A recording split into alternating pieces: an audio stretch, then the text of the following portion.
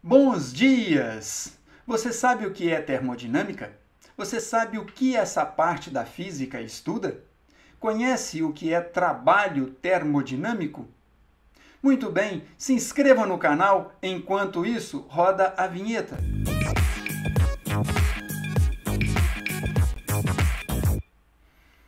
Saudações, meu querido, minha querida, seja bem-vindo ao canal Física Toda Hora. Eu sou o professor Delton e nesse vídeo vamos participar de mais um momento de aprendizagem.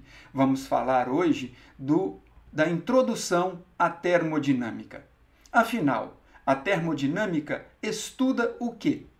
Ela estuda as relações, as transformações entre a energia térmica e a energia mecânica.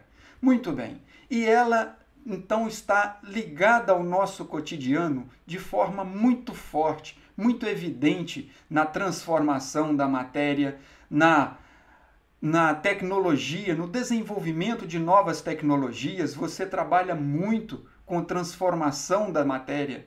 E a termodinâmica é a base desta situação. Veja na arte, na engenharia, como elaborar um projeto e fazer um prédio como este, ou mesmo na construção de próteses, etc. Afinal, ela está presente ao nosso cotidiano e sempre buscando benefício para o ser humano. Para falarmos dessa introdução à termodinâmica, vamos relembrar o conceito no final do último vídeo, o que era energia interna. A energia interna, por exemplo, de um gás monoatômico, pode ser calculado por esta expressão, que é 3/6 vezes o número de mols, vezes a constante universal dos gases, vezes a temperatura na escala Kelvin. Vamos considerar um pequeno sistema como esse, um recipiente contendo uma quantidade de gás monoatômico. Bom, se o gás for diatômico, você sabe que o coeficiente vai ser substituído por 5/6. Se o sistema que você estiver trabalhando não for um sistema gasoso, haverá outras maneiras de calcular a energia interna.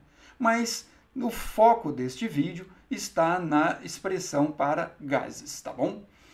Seguindo, você tem como mudar essa energia interna. Como é que pode alterar a energia interna de um sistema?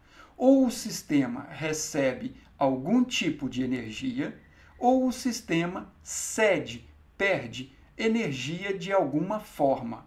Com isso, você provoca no sistema uma variação da energia interna.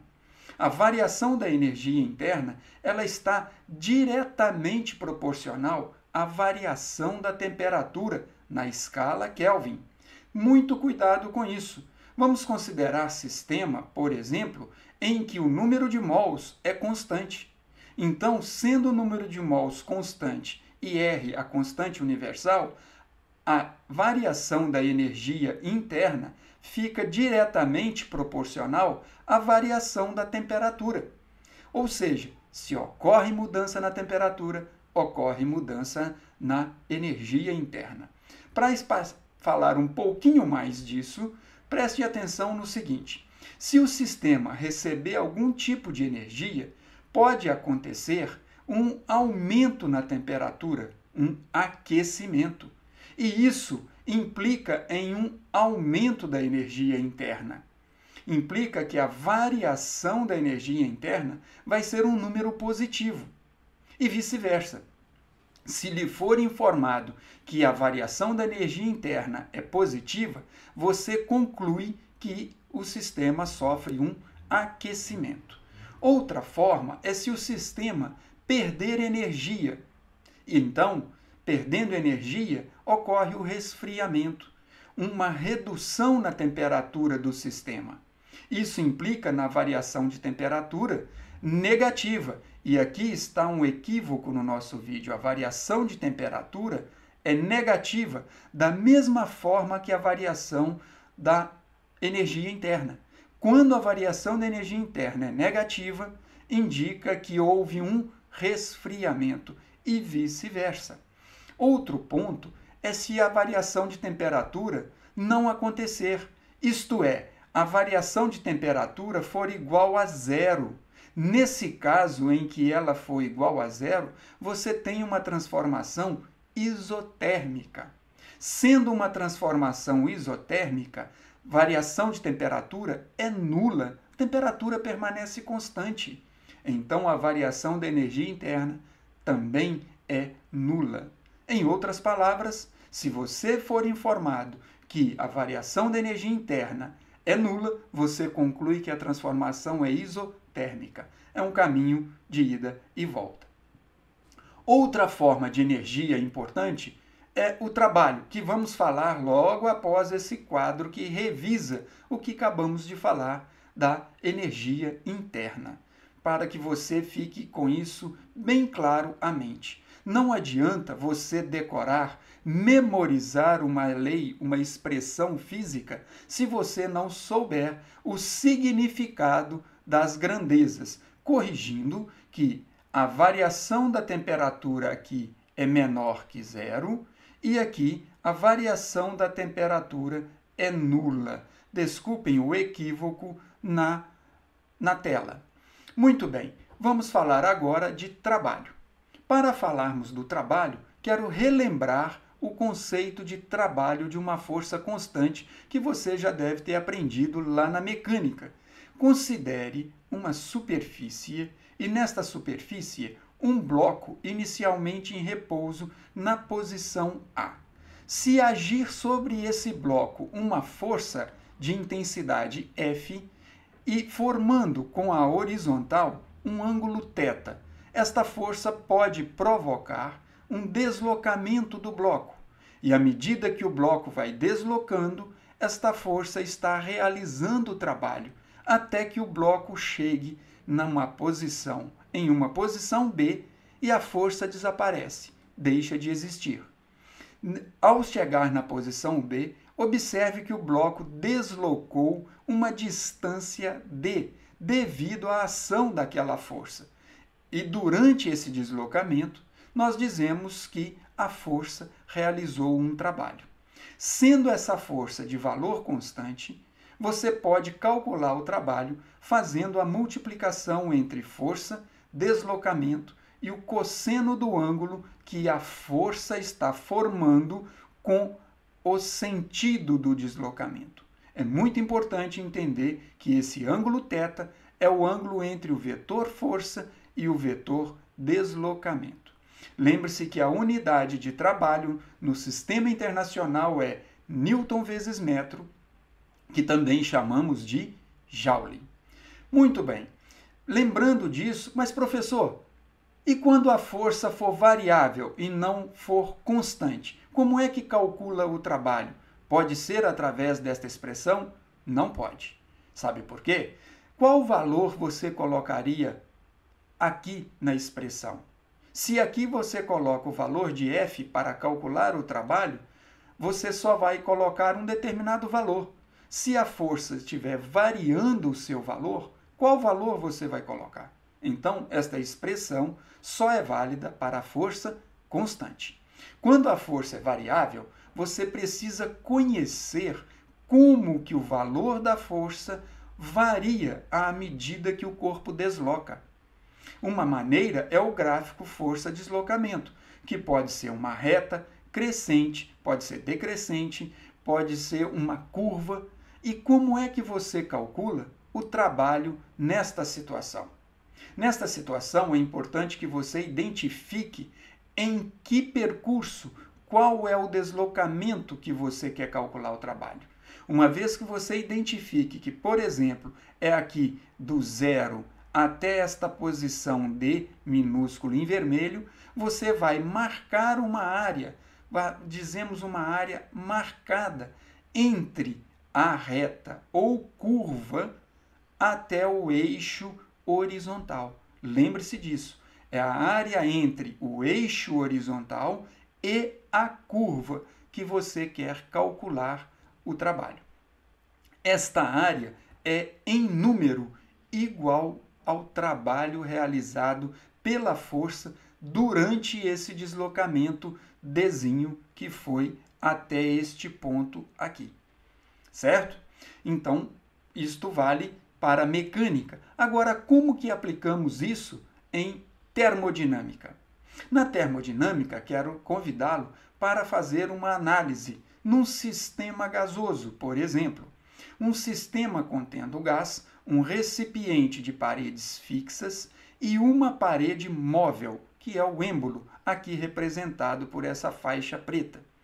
Este sistema contém um gás ocupando um volume inicial, V0, estando numa temperatura inicial e exercendo uma pressão nas paredes do recipiente. Isto é, as partículas têm uma agitação e exercem uma pressão nas paredes do recipiente. Nesta situação, digamos que está em equilíbrio, tá certo? Vamos provocar aqui uma transformação, uma mudança nesse sistema. Como é que podemos fazer essa mudança? Uma das formas é aquecendo esse sistema. Mas vamos fazer um aquecimento lento, um aquecimento que vai ocorrer lentamente.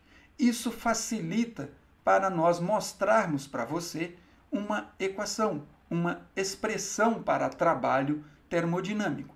Este aquecimento de forma lenta, também chamado de quase estático, leva o sistema para um outro volume V, para uma outra temperatura T, também em escala Kelvin, mas vamos manter a pressão.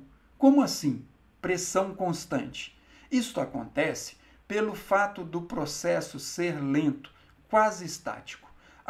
As partículas vão alterar a agitação, a velocidade de forma lenta e vai exercendo uma força um pouco maior nas paredes do recipiente, mas essa força tem valor constante, pois o processo é quase estático. Quando as moléculas aumentam um pouquinho sua velocidade, elas vão colidir um número de vezes maior com as paredes e vai empurrando o êmbolo. Isso mantém a pressão constante, até atingir uma determinada posição. Quando atingir essa posição, nós vamos interromper o aquecimento e manter o sistema nesta situação, nesse estado de equilíbrio. Observe que quando as moléculas vão empurrando este êmbolo, para você calcular o trabalho, fazendo força vezes deslocamento, fica mais complicado, pois teria que analisar a força que cada molécula está fazendo. Vamos trabalhar aqui com uma força média das moléculas empurrando este êmbolo. E empurra durante um certo deslocamento. Observe que aqui estava o nível inicial e o êmbolo foi deslocado até esse outro nível, chamando esse deslocamento de D. Nesse aspecto, essa força média que as moléculas fazem no êmbolo, deslocando o êmbolo no mesmo sentido da força, realiza um trabalho. E podemos calcular o trabalho fazendo a conta. Força vezes deslocamento vezes cosseno do ângulo. Mas teríamos que medir essa força. E medir essa força é extremamente difícil. Então, vamos usar um artifício. Mas antes disso, lembre-se que força e deslocamento estão no mesmo sentido. Então, o ângulo é 0 graus. Cosseno de 0 graus é 1. Então, vamos escrever a expressão força vezes deslocamento para esta situação em que estamos demonstrando. Dessa forma, lembre-se também da definição de pressão. Você se lembra que pressão é igual a força sobre área. Então, como é que podemos substituir a força, que é o nosso grande problema para calcular o trabalho que as partículas estão executando? Então, vamos substituir a força por uma grandeza macroscópica dos gases. E é uma grandeza daquela que falamos, variáveis de estado, a pressão. Vamos fazer força igual a pressão vezes a área. e escrever então que o trabalho é pressão vezes área vezes deslocamento. Note ainda que quando o êmbolo desloca dessa posição inicial até esta posição final que representamos, esse deslocamento mostra aqui uma parte de variação de volume. Vejam que aqui o volume final menos o volume inicial, nós teremos esta área em vermelho, que é o volume, o tanto que o volume variou durante o processo de aquecimento. Essa variação de volume, este volume marcado em vermelho, pode ser calculado de que maneira? Basta você fazer a área da base do êmbolo vezes o deslocamento. Fazendo isso, você tem este volume que variou. Esta variação de volume é área da base vezes o deslocamento. Juntando agora esta expressão ΔV e olhando para a expressão do trabalho, você percebe que tem duas coisas aqui, ó, muito parecida, A vezes D.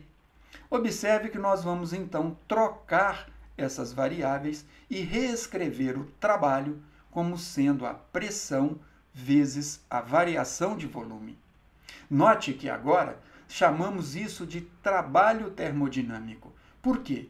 Nós temos aqui a definição de trabalho em função de duas grandezas que são variáveis de estado de um gás: a pressão e o volume. Isso facilita tratando-se de gases, tá certo? Muito bem. Agora, perceba que só existe trabalho termodinâmico quando tem variação de volume. E lembrando, falamos que este processo foi quase estático, lento, de modo que a pressão permaneceu constante, certo? Muito bem. Então, essa equação só pode ser usada quando a pressão é constante. Se você tiver a pressão variando, você não pode usar esta equação, tal como mostramos há pouco no trabalho lá da mecânica. Professor, e como vamos calcular o trabalho quando a pressão é variável? Da mesma forma que lhe mostrei há pouco, você vai precisar de um gráfico em que tenha a pressão em função do volume, e aí você calcula o trabalho quando a pressão é variável, tá certo? Basta pegar lá naquele gráfico que eu te mostrei há pouco, vamos retomar ele aqui para tentar te mostrar isso. Se você tiver o gráfico aqui, em vez de força, você vai ter o gráfico pressão, tá certo? Em função do volume, em vez de distância. Conhecendo como que a pressão do gás varia em função do volume, você vai marcar a área e calcular o trabalho da mesma forma que fazia quando você tem a força variável. Beleza? Espero que tenha compreendido como calcular esse trabalho termodinâmico que acabei de lhe mostrar nesta expressão. Tranquilo? Muito bem. Vamos aprofundar um pouquinho na equação de trabalho. Por que isso? É muito importante que, além de você memorizar, lembrar da expressão que calcula trabalho termodinâmico, é você entender o jogo de sinais. O que o sinal significa fisicamente. Vamos considerar aqui, ó, um sistema gasoso representado por esse volume e analisar o que ocorre na expressão de trabalho. Primeiro, imagine que esse sistema sofra uma expansão. Não importe como, mas de algum modo o gás expande dentro do recipiente, ou seja, um aumento de volume, uma expansão. Nesse caso, como é que ocorre o trabalho? Quem que realiza o trabalho? Nesse caso de expansão, são as partículas do recipiente, as partículas do sistema que empurra o sistema, que provoca a expansão. E por causa disso, chamamos de trabalho realizado pelo sistema, pois as partículas do sistema é que estão empurrando o sistema, que está empurrando o êmbolo para fora. Daí, trabalho realizado pelo sistema. E esse caso leva a um trabalho positivo, porque o volume final é maior do que o volume inicial. O ΔV é positivo. E vice-versa. Se você for informado de que houve uma variação de volume, de que o volume aumentou, você conclui que o sistema realizou um trabalho. Você conclui que houve uma expansão. Outro aspecto é se este volume, esse sistema inicial, sofrer uma compressão. Atenção com a palavra. Compressão significa redução de volume. Cuidado com isso.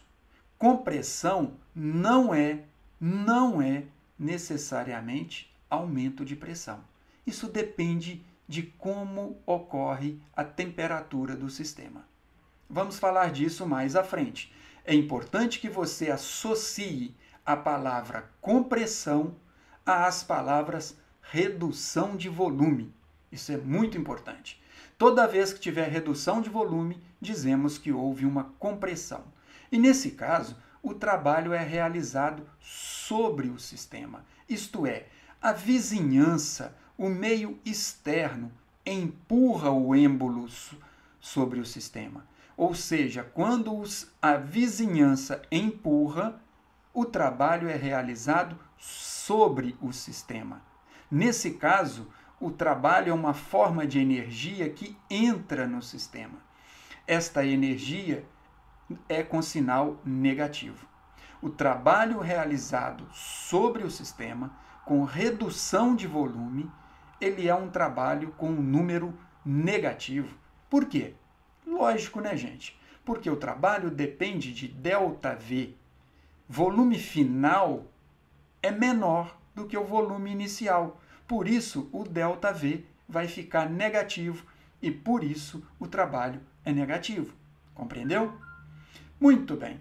E quando não tem variação de volume? Chamamos isso de transformação isocórica, ou isométrica, ou isovolumétrica. Nesse caso, a variação de volume é igual a zero, tá certo? Corrigindo esta figurinha aqui de novo. Variação de volume igual a zero é uma transformação isovolumétrica. E nesse caso, o trabalho tem que ser nulo. Não há trabalho quando não tem variação de volume. Ou seja, vamos observar tudo numa única tela, colocando aqui a correção do ΔV igual a zero, e você tem um resumo de como lembrar e como usar a convenção de sinais para a expressão que define trabalho termodinâmico. É muito importante você associar o tempo todo a esta definição o uso dos sinais, a convenção de sinais. Quando tem expansão, o trabalho é positivo, pois o volume aumenta. Quando tem compressão, o volume diminui, então o trabalho é negativo. Beleza? Espero que você tenha compreendido um pouco mais da física e tenha compreendido essas formas de energia no sistema termodinâmico. Daí, compartilhe esse vídeo com seus colegas, se inscreva no canal, dê seu like, aposto que gostou do vídeo e se tiver alguma dúvida, deixe aí nos comentários do vídeo. No mais, aquele abraço e bons estudos. Até o próximo vídeo.